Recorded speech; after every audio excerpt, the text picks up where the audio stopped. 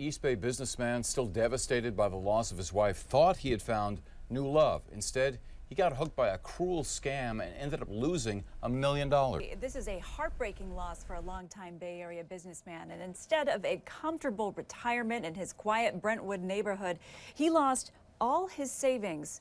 Larry Sorensen returned to his Brentwood home each evening in the summer of 2024 to the same silence. His wife of 35 years, Rhonda, had died of cancer the previous December. They had moved into the house in June 2003, adding a garden, a swimming pool, and a bar they had designed together.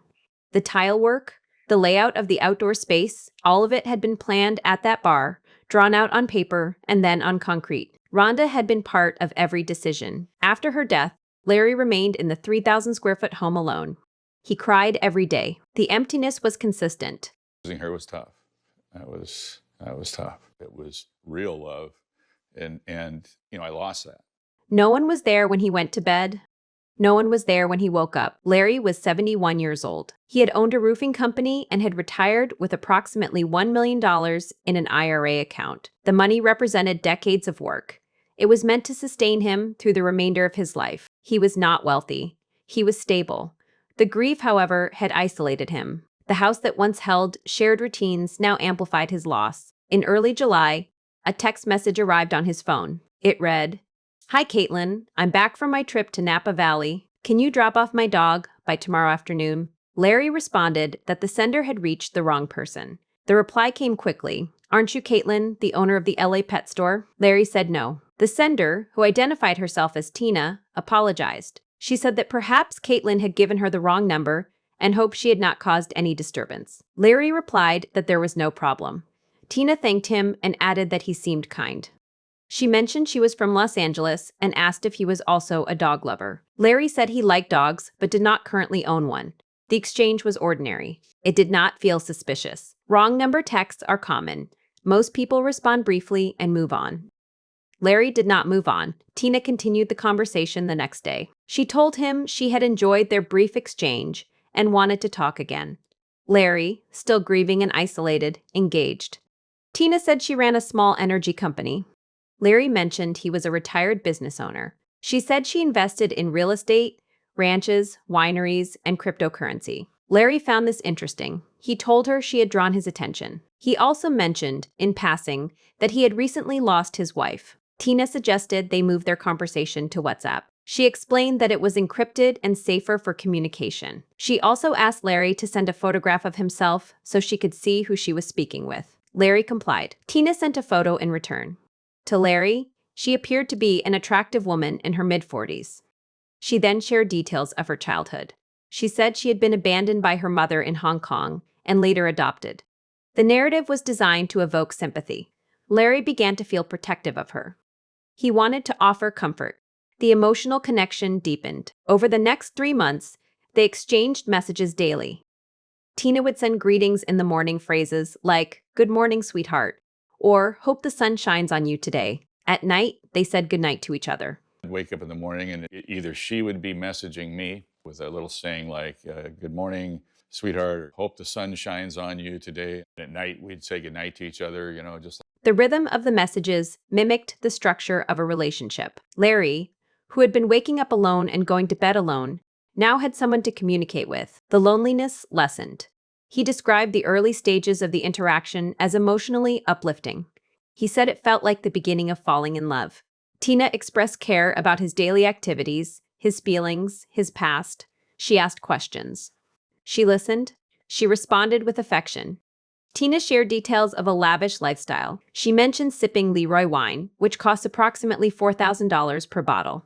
She said she drove a Rolls-Royce Cullinan for business purposes. She told Larry she had $10 million in a cryptocurrency account and that her aunt, who worked at Morgan Stanley, provided her with investment guidance. The details were extravagant, but they were presented casually as part of her life. Larry did not question them. He was focused on the emotional bond. He told Tina he was falling in love with her.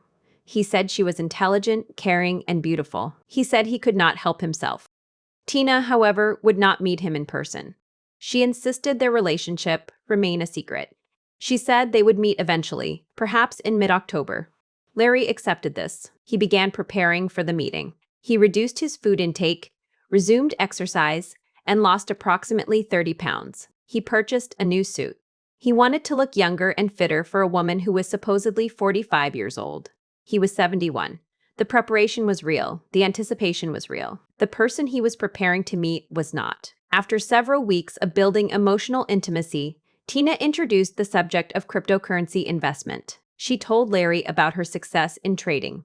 She showed him screenshots indicating that she had turned $3 million into $4 million in a matter of minutes. She explained that her aunt at Morgan Stanley would notify her when to trade.